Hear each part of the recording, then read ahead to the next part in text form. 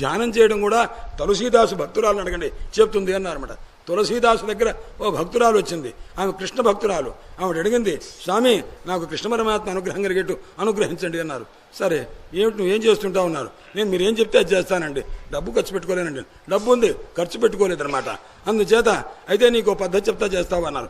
చెప్పండి, ఖర్చు లేకపోతే ఏం చెప్పినా చేస్తానండి అంది.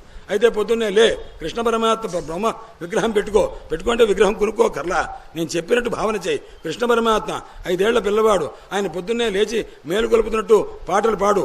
ఆ పాడిన పరమాత్మను లేపి ఆయనకి దంతధావన చేయించి కాలకృత్యములు తీర్పించి స్నానం చేయించి ఆయనకి వెన్న పెట్టి కొద్దిసేపు ఆడించి మధ్యాహ్నం పొద్దున పలహారం పెట్టి మధ్యాహ్నం దాకా ఆడుకోమని చెప్పి తర్వాత మధ్యాహ్నం భోజనం పెట్టి భోజనం అయిన తర్వాత కొద్దిసేపు విశ్రాంతి తీసుకొని మళ్ళీ 4 లేచి పాలిచ్చి ఆ పాలిచ్చిన తర్వాత కొద్దిసేపు ఆడుకున్న తర్వాత మళ్ళీ స్నానం చేయించి ఆ తర్వాత మళ్ళీ భోజనం పెట్టి కొద్దిసేపు ఆయనకు మంచి మాటలు చెప్తూ ఆ తర్వాత పరమాత్మ నిద్రపోయేదాకా మేలుకొనుండి ఆ పరమాత్మ నిద్రపోయి ఇలా చేయి అన్నారు.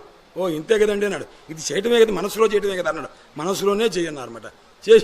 చేసింది ఆవిడ బ్రహ్మాండంగా చేయటం మొదలుపెట్టింది. ఇలా అలా కాదనమాట. ఎందుకంటే ఖర్చు లేని విషయము ఉపాసన చక్క చేస్తున్నది. ఒక రోజున ఆవిడ ఏం చేసి పొద్దున్నే లేచారు. కృష్ణ పరమాత్మ కాలకృత్యములు అయిపోయినవి, దంతధావన అయింది, స్నానం చేశారు, పొద్దున్నే పాలిచ్చింది. ఆ పాలలో పంచదార ఎక్కువ వేసినట్టు అనిపించింది. ఇది భావనే, ఏమీ చేయలే, భావనే చేస్తున్నది. ఆ భావన చేయటంలోనే పంచదార ఎక్కువ వేశానే, ఎలాగా అది తీసేయటం ఎలాగా, ఏం చెయ్యాలి, అది వినియోగం ఎలాగా అని అనుకుంటున్నది. మనస్సులో చేసిన భావన. కృష్ణ పరమాత్మ అప్పుడు 4 నెలలు అయిపోయింది. కృష్ణ పరమాత్మ హఠాత్తుగా ప్రత్యక్షమయ్యి ఆ ముసల్దాన్ని చేయబట్టుకొని, ఏమే పంచదార వేశావా, ఎప్పుడన్నా కొన్నావా, 4 నెలలుగా చూస్తున్నాను, పంచదార కొన్నావా, పాలు ఇచ్చావా, వేశావా, మనస్సులో అనుకోవడం దగ్గర కూడా నీకు ఈ మాయరోగం, ఈ లోభత్వం ఏమిటి అన్నారు. నాయనా వచ్చావా కృష్ణ అని కాళ్ళు పట్టుకొని ప్రాణత్యాగం చేసిందనమాట. అదనమాట లోభం కూడా మోక్షాన్ని కలగజేయటం అంటే తులసీదాసు శిష్యురాలను అడగండయ్యా అన్నారనమాట.